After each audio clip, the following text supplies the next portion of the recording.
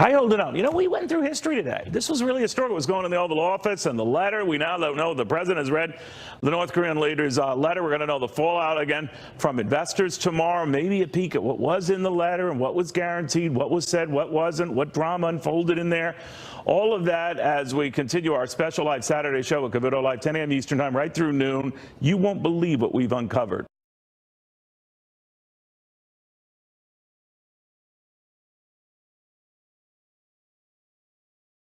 North Korea after a historic meeting inside the Oval Office. President Trump is now saying he'll sit down with Kim Jong-un in Singapore. We'll be meeting on June 12th in Singapore. I think it'll be a process. It's not, I never said it goes in one meeting. I think it's going to be a process. But the relationships are building, and that's a very positive thing. We talked about ending the war. And, you know, this war has been going on. It's got to be the longest war, almost 70 years. Can you believe that we're talking about the ending of the Korean War? The president's announcement coming after talking with North Korean Vice Chairman Kim Yong-chol at the White House for over an hour. President Trump also surprising some when asked about receiving a letter from Kim Jong-un. I haven't seen the letter yet. I purposely didn't open the letter. I haven't opened it. I didn't open it in front of the director. I said, would you want me to open it? He said, you can read it later. I may be in for a big surprise, folks.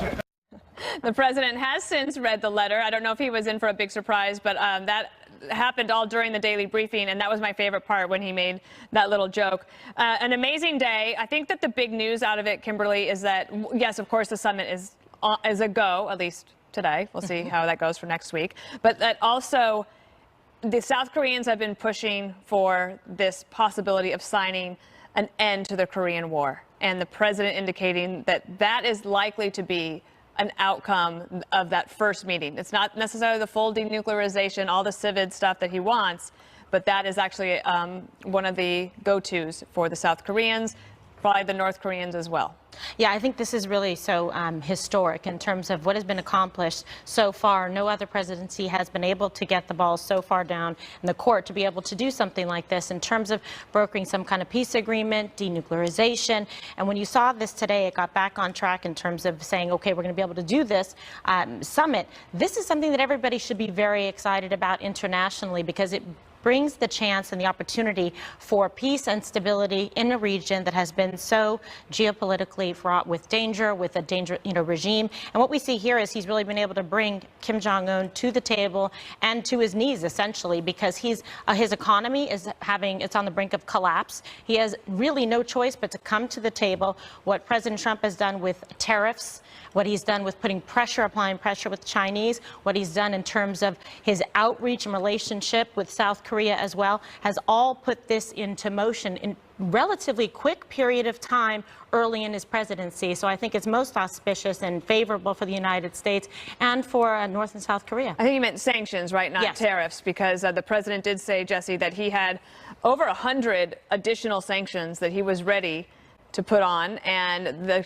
North Koreans knew about that, and that in the meeting the president said, okay, I won't do it, at least not at this moment. If he doesn't like what he sees when he opens the letter, slap a few more sanctions back on.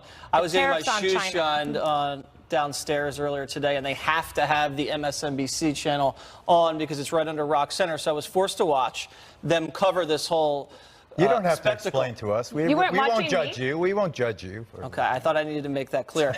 It's not watching it on purpose. So, and you know, he's talking about bringing, like Kimberly said, these two sides together and ending a war that's gone on. I mean, we're still at war, technically. That's been going on for decades. And the anchors come out and they just criticize him for I saw that. Going back and forth on the Singapore summit for canceling it and then going back on and then saying, what a hypocrite. He gets out of the Iran deal and then he wants to make a deal with North Korea. And I'm thinking to myself, you know, if this was President Obama and this was going along the way it's going along under President Trump, he would be being hailed. The guy that was in the White House today, it's amazing that they would bring a guy who's responsible for hacking Sony, hacking on people's limbs, doing some of the most atrocious things to human beings, I think, in the world. He's one of the most brutal people around, into the White House, into the Oval Office, and not just for handing off a letter, but then just to sit and discuss things.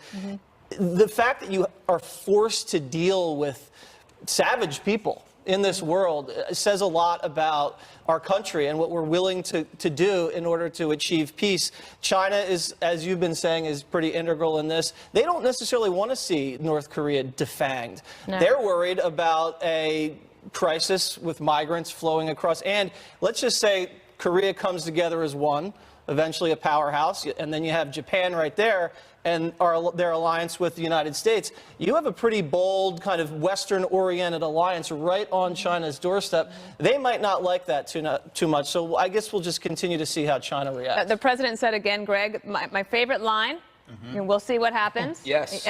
But he was a little bit more emphatic today in talking about that this meeting will not be the only meeting, that it's not going to be where you finish the whole deal. The other thing is he did, I don't know if we have the video, if you guys can pull it up. No. He pulled he not only did he have an hour-long meeting, but he did like this personal diplomacy, and he actually walked them out to their cars, which was a huge sign of respect. And he took that like sort of group picture that they could be showing back in North Korea. Well, 2 points. One, he kept saying again and again that it's a process. This is always a process.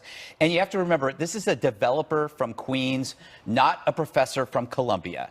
So he does things like a developer from Queens, meaning it's about respect and reciprocity, servicing a client. So you develop a relationship with your client, you make them feel good, you wave the carrot, you got the stick, but you wave the carrot. The tone at all times has to reflect win-win. It's like you and I are both going to get something out of this. A lot of people are critical of this because you're doing a win-win with a heartless killer. Right. But the fact is, he's a developer from Queens. He's dealt with worse. So this is easy for him, This is easy. actually. So Yeah. the thing is, the fact is, the options that you have, okay, you got to meet with Dr. Evil, but the other option is you don't, and that means war or starvation. You're going. So if you're against this meeting, then you're saying, okay, maybe we just starve these people to death, or 25 million people through sanctions and whatnot, or do you actually try something new? I think that's why this is a breakthrough, is because you have a developer from Queens who said, why not? Let's see what happens. Let's see what happens. And everybody who is freaking out about that might want to just wait and see what happens. I don't understand the criticism today, on especially today of all days, where it was all the diplomacy in one. But Geraldo, you have a perspective from having covered the conflict in Korea over the years, and you said you were you there in 1983? In the 80s, a couple times. You know, to Jesse's point first, you make peace with your enemies. You don't make peace with your friends. Right. I mean, you hold your nose and you go in there, and there's plenty of, in wartime, there's plenty of criminal allegations to go around. But watching Dana's excellent program at 2 o'clock, I mean, that line really stuck in my head. Can you believe we're talking about ending the Korean War? Can you believe we're talking about ending the Korean War? I mean, denuclearization and all this, and the nuance and all the rest. How many people in America have actually been a part of that, because have been sent there, served in Korea, have been at the DMZ? I mean, there's virtually every career several officer. generations of Americans have been there. But what if they unite? But they don't. They won't unite. No, but I'm just saying. You were saying what a great thing it is to talk about. Now you're saying it's not going to happen. I'm saying what happens. You're talking about unification. I'm talking about a peace treaty between the United States, the United Nations. I'm talking about if they more decide broadly, to. Let's say and they Korea. let's say they reunify and don't need denuclearize. Well, I don't see that happening.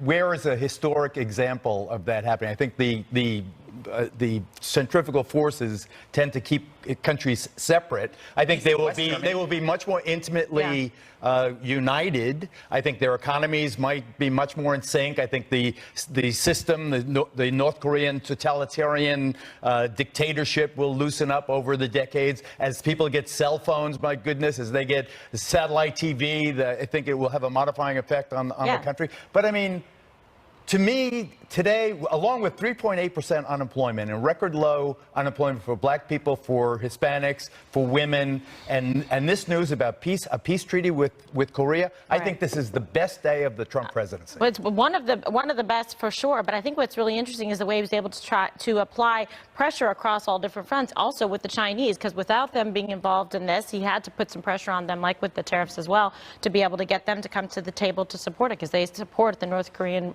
regime. Otherwise, they wouldn't have been motivated I to get don't know involved. what's- And to Kimberly's point, it really is about the economy in North Korea. They are on their knees. It's starvation nation. And Kim, I think last year made a promise to his people and said, we are going to bring you out of the despicable hole you're in. I promise growth. I promise better lifestyle and standard of living. And he has not been able to deliver. In fact, since he made that promise, with the sanctions, things have gotten worse. So he is dying to bring his country into the 21st century, and he sees a pathway forward with President Trump, and hopefully they can work out a system where they can slowly have the sanctions eased off, while at the same time we take a closer look at how they ramp down their And he told the press that they got to pack their bags because they're going to Singapore. Did you have a last? There you go. I was just going to say... Nobel Peace Prize? Is that what- No, I was going to say you could start by, surplus food as a gesture of goodwill. You deliver Also a information. 1 week supply of grain to something Information like and internet access. But also, you also have to stop saying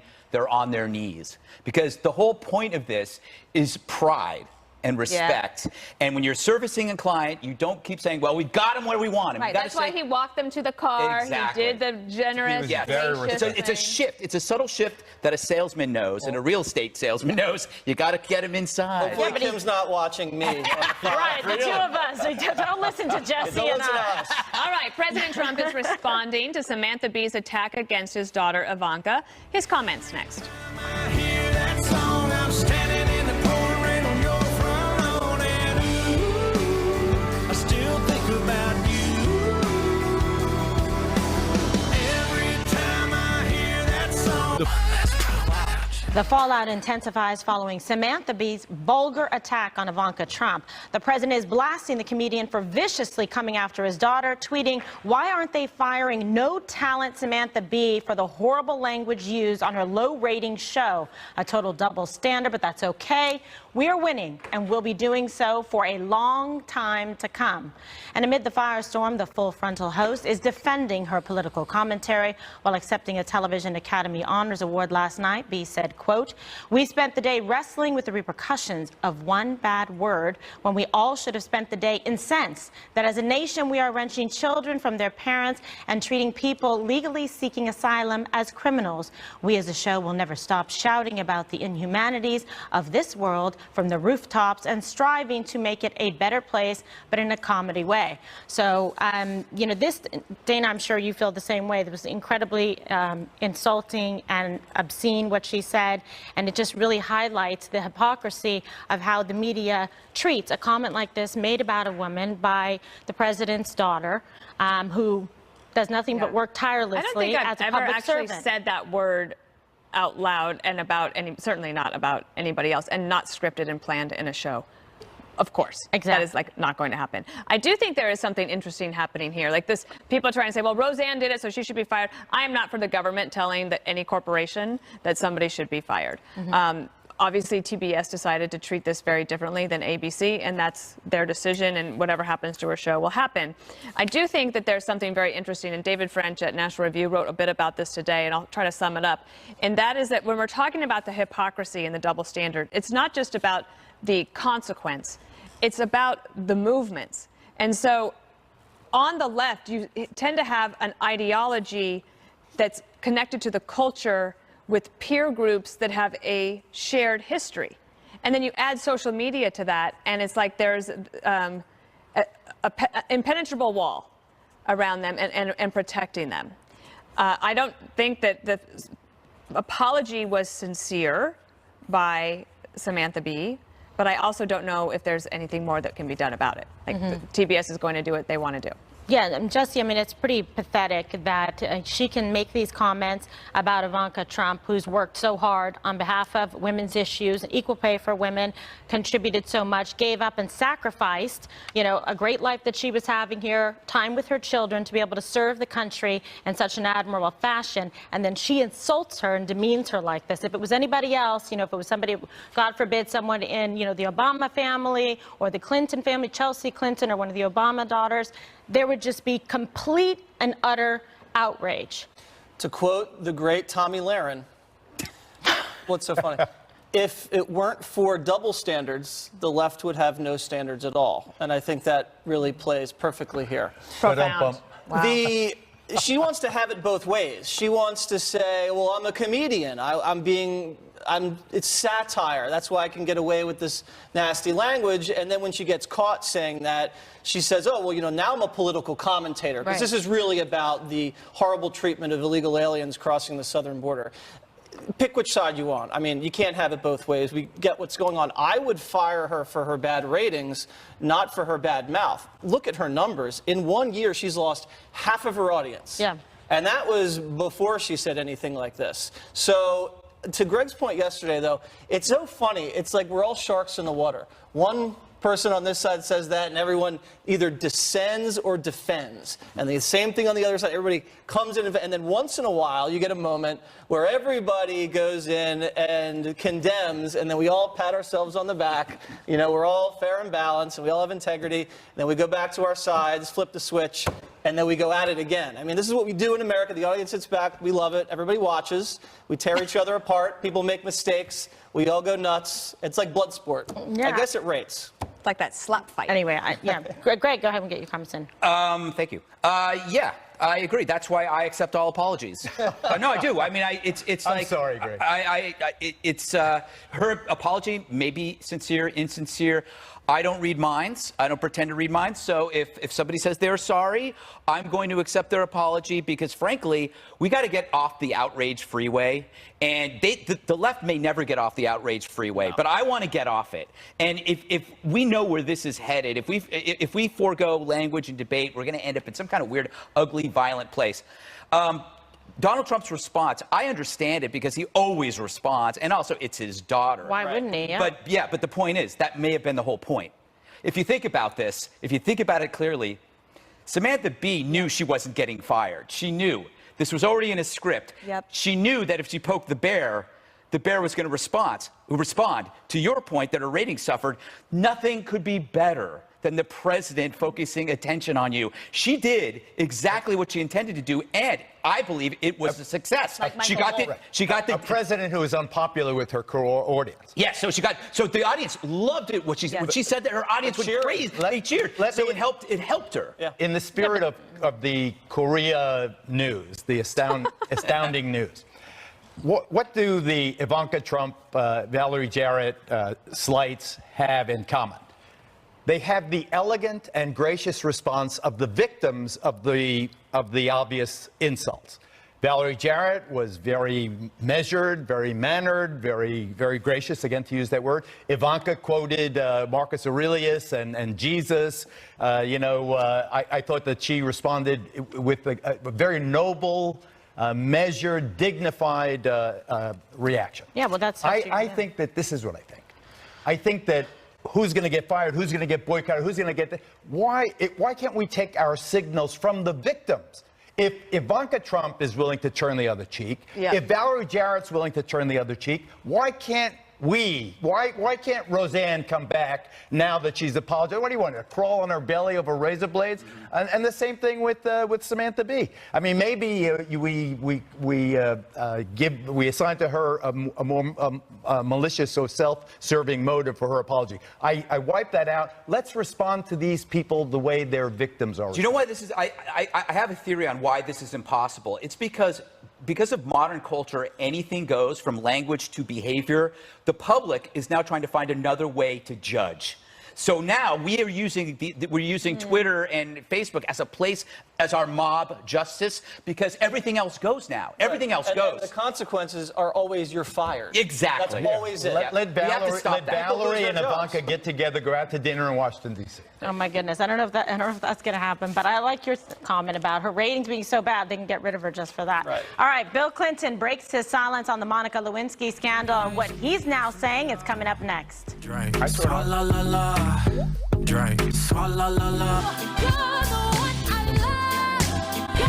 Bubba, Bill Clinton back in the news, reigniting the scandal that led to his impeachment, firing back at one-time ally New York Senator Kirsten Gillibrand for saying that he should have resigned over Monica Lewinsky.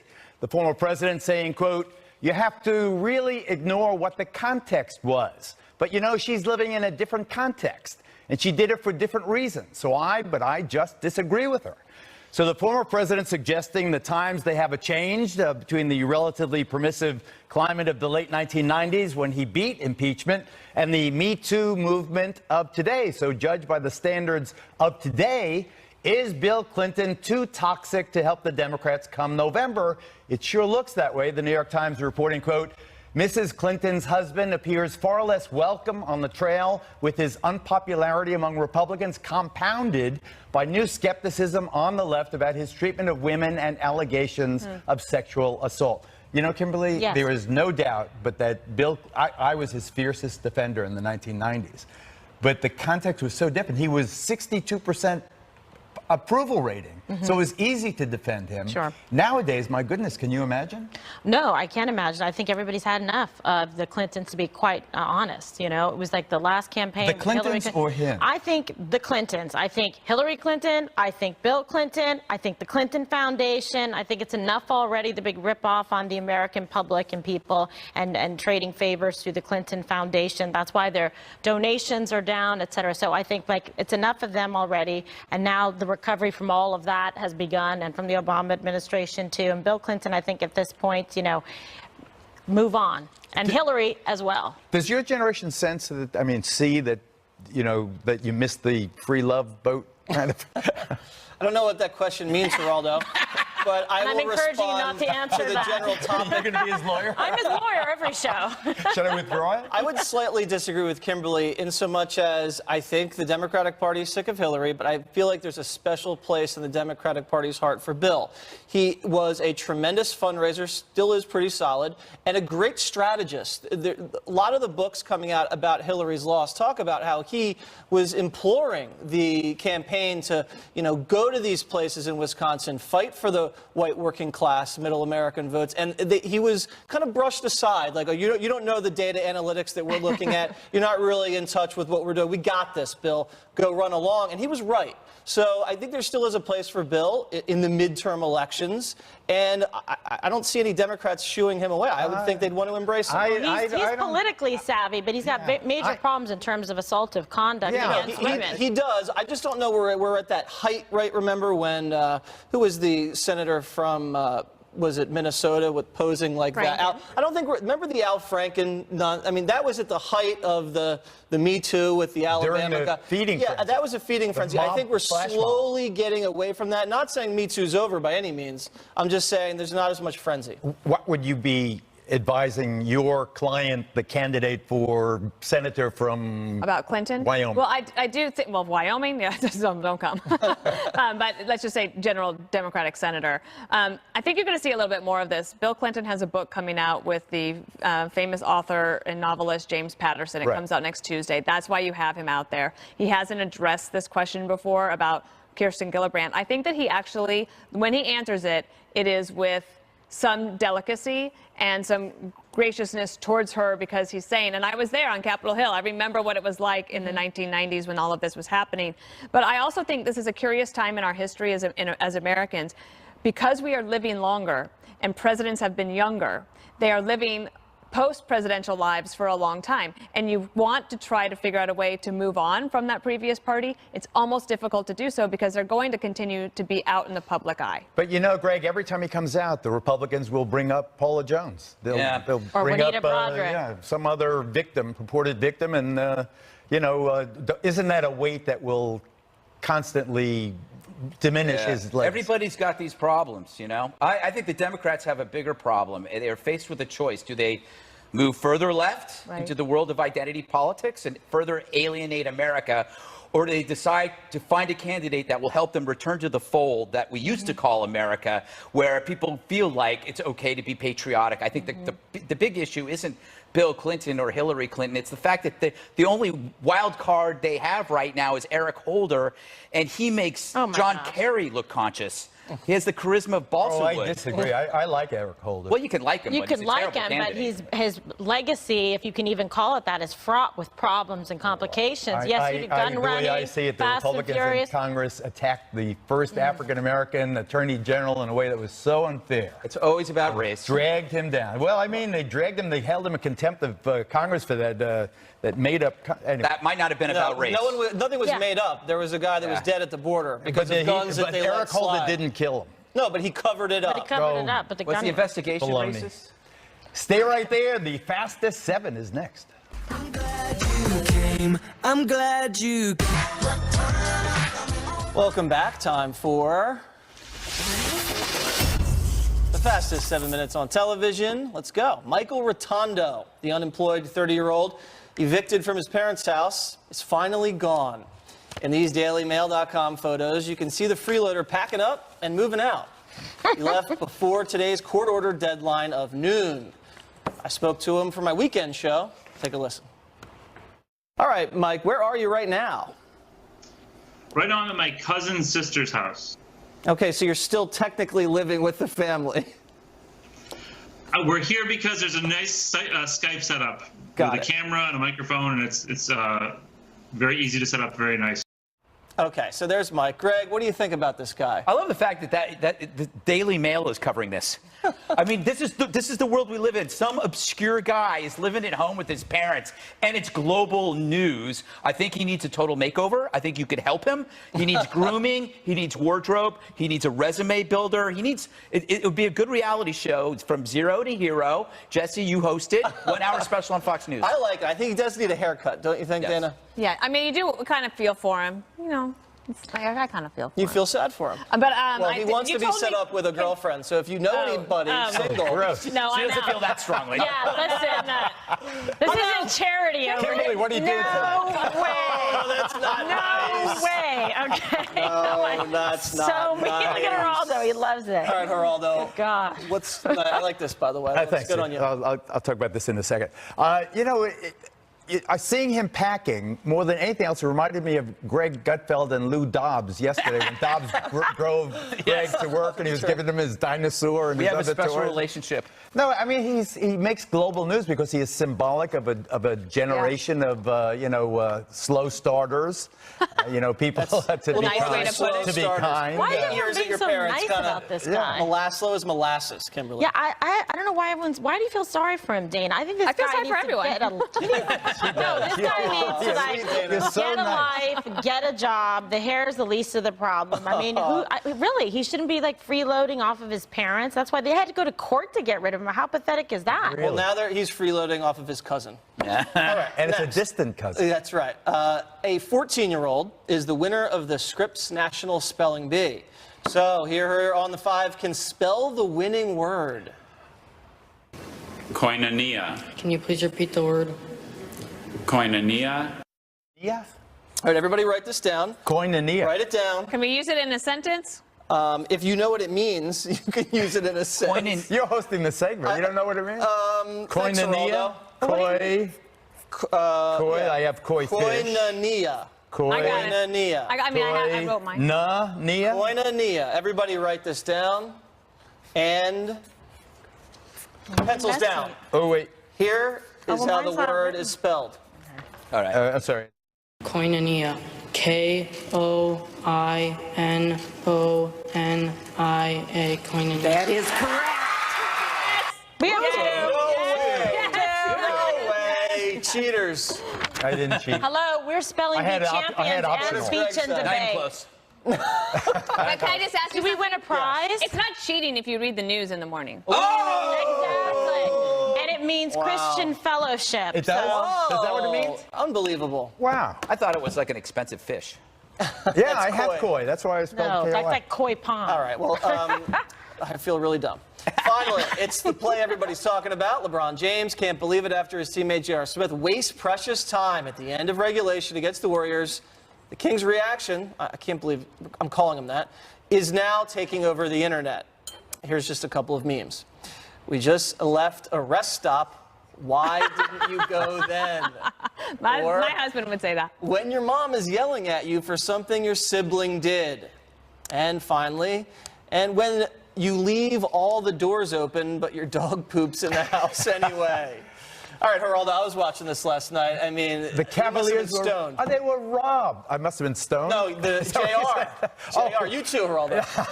I thought that the Cavs were absolutely robbed. I mean, before this play, LeBron James was clearly charged. They called it an illegal block. Instead, they gave the ball back to Golden State. It was a hometown ref call. It was awful. Then J.R. Smith, he just went blank. I don't know what the hell he was thinking about. I think he thought the Cavs were ahead when he went to dribble and Or waste maybe he time. thought they had more It was time left. And Who here, knows? LeBron James worked so hard. 51 points, 8 rebounds, 8 assists. The greatest player ever to step on the parquet floor. They still use parquet floors? Maybe in Boston. Can I just butt in here? Yes, correct. At the time that this was happening, I dropped a scented candle into the upstairs bathroom sink, and the wax went everywhere in the sink, and the wax dries and went into the drain. Viewers at home, while the game was going on, this happened. If you have a solution to getting wax out of a sink and out of the drain, is there some kind of trick to get dried scented candle wax out of the sink? Flamethrower. Greg just torched his man card on live TV. Kimberly, Dana, do you have anything I to had say? one thing. So one of the memes that I liked was that picture of LeBron James doing that is when your neighbor and closest ally imposes tariffs on you. Oh my God. What are you doing? Yeah, I feel his frustration being an It's athlete Justin Trudeau. like I am. But yeah, that's why you got to play it all the way through till the buzzer stops. That's You can't right. take any of it for And if granted. the guy just hits the free throw, they're up 1. Don't go anywhere. Fan Mail Friday up next.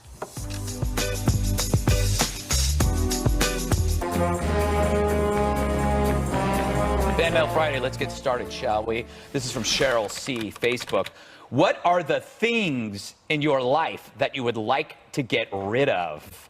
Could be a singular or plural. What are the things? All right, Geraldo. I have so many leftover suits and other clothing from my 10 years, my 11, 12 years as a talk show You host. should donate them. I do, but I mean, it's like a constant thing, and you want to keep this, and maybe I'll wear that, and these shoes. And There are, I believe, men in shelters wearing my suits right now. I donated like Short 30. men. Yeah, So short you've got a little army out We there. all think of the same awful They're joke. great for job they're great for job interviews. I 'Cause sell if you my gotta get a job, you need a bell-bottoms. suit. Yeah, well, we gosh, donate yes. to And Dress it's a for tax Success. write-off, too. Exactly, There's my like man. a little Kimberly, army anything you of want to get rid of? Gregs. What do I want to get rid of? Well, I mean, I do. I get rid of things that I want to get rid of. But specifically, I get rid of... Ex-husbands? The hits you just should keep talk, on coming. Geraldo. Yeah, you know what? I don't think you should be throwing shade at me. I mean, how many times have you been married? Come on. Yeah, outfits, clothing, I think is important, like especially for women re-entering the workforce, domestic violence victims, Dress for Success, Bottomless Closet. Those are places that I really like. All right. Jesse? I want to get rid of the bags under my eyes. I can't get rid of them. Maybe it's the drinks, or maybe it's the lack of sleep. But if anybody knows something out there, send me the tips. Home Yeah, what? remedies, Tea bags. tea bags. Right? Tea bags? You do use those Preparation on your H. face? Preparation H? On your face? Yes. Yeah. You can put it on Yeah, pimples. they use it in beauty Dana? pageants to reduce puffiness. You know, of the I'm eyes. pretty non-sentimental or unsentimental, is that the right word? And so I get rid of a lot. Yes. I would say I could still do another round on clothes, maybe some books. Ooh, get rid I of don't know. books. I don't really That's have How dare you? I know. I don't really have anything left. She's Well- very good at editing and If like you ever organizing. need someone to clean out your Yeah. closet, Right now? call me. Wax Hey, Geraldo. in my sink. Get rid of wax in my sink. that again. Better Please. than in That your again. ear. This Yes. is like in every This might be a segment. thing. My wife thought we were going to have to get rid of the sink. And I told her, that's like chopping off your ear because you have earwax. And it's still in there. It's still in there. All right. Jane M., another Facebook says, if you could do a cameo on any comedy show, past or present, what show would you choose? That's a great question. Already did it. What- Friends. Were you on? I was in the finale of Friends. Were you? No, you were not. I was so. He's got it on tape. It's in the serious? vault. I was in the finale of Friends, and I was in the final week of The Sopranos. Get out of here. Sorry. I got to see this. Well, Did you have a speaking role? I'm the highest rated Baywatch ever. Oh my God. This is just True. so These are true All right. stories. I've been around. I believe it. I It's don't- true. Would you like to take Geraldo your is, shirt off? an Wait, was American that cultural shirtless? icon. Yeah, it's true. Were you shirtless again? In Again. Baywatch, of Yeah. course. Oh my I was Alfred the nerd, and I had I to remember beef this. up, and I got. I think I remember remember seeing this. I think Can I say The Muppet Show? Yes. I'd like to be on. I would like to go on The Muppet you're Show. so good on that. Oh, Kimberly, any that's show? adorable. Can I just tell you that I think Sanford and Son was so funny? I just love that show so much. I was to watch I could it. see you hanging out there. You fit right in. Grady was great. Fred Sanford was great. What would you do? Not familiar with I would that. do It's Red Fox is Fernwood so Tonight. funny. One of That the was so good. greatest That was so shows good, ever made. And if you can find them on YouTube and watch them, they're great. Did we ask you? Oh, yeah, you made a Friends joke. Real original. Thank you. Yeah. A lot of effort that was put into literally that true. one. Mail it in Friday. Yes. Richard Solecki writes, what is your film of gosh. all time? You know, mine is Love Actually. Oh my God, you're still up on that. You can't handle it. One of the scariest, worst films ever made. But you know that, Dana. You agree with me about Love I Actually. think every movie is pretty scary, except for comedy, rom-coms. I like a rom-com. I remember the first scary movie I ever saw was Carrie. Ooh, that is at scary. a sleepover, and I've never forgotten it. It was mortifying. John Travolta was in that. Was he? Yes, he was the bad guy, wasn't he? I liked Nightmare on Elm Street. Freddy Krueger with used to live the on Elm Street. knife on the fingers. I like that. Yeah. Oh, Bela Lugosi as Dracula. Ooh. Very good. Ooh. Classic, very good. I don't like any scary movies like that. I don't like him either. I don't like him either. I don't like any of those I had types nightmares. of movies. Anyone that you remember as a kid? Yeah, I What? thought that like Willy Wonka and the Chocolate Factory was That's not a horror terrifying. movie. There are some yes, scary it is parts to in it. me because the children eat too much candy and then they explode and then they get away from their parents. It's like very sad. And then also Wizard of Oz. Wizard of Oz is a very scary Serious. film. Very frightening. The I used flying to go to animals. sleep with my mom and dad when that was on. Oh. Best horror movie of all time, Evil Dead 2. Sam Raimi, check it out, 1987. Fantastic film. Have you ever seen it? Better than Anybody? one? Better than one. Better than anything Sam Raimi's done, including Spider-Man. Terrific film. Next question. That's it. Oh, All right, one more thing up next. there we go. I wasn't looking